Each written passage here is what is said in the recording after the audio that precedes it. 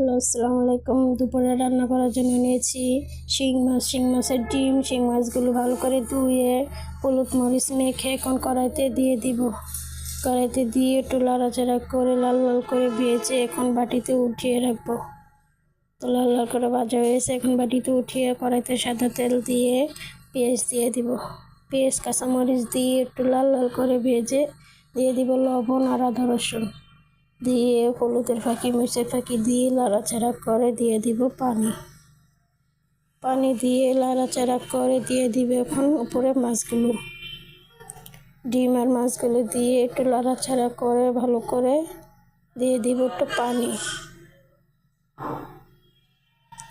দেওয়া হলে একটু লাড়াচাড়া করে ঢাকনা দিয়ে এখন ঢাইকা দিব। তো ঢাকনাটা উঠিয়ে লাড়াচাড়া করে দিয়ে দিব ধনিয়া পাতা দিয়ে একটু লাড়াচাড়া করে এখন বাটিতে নামিয়ে রাখবো। বাটিতে নামানো হলে তো কিরকম হয়েছে সবাই কমেন্টে বলবা।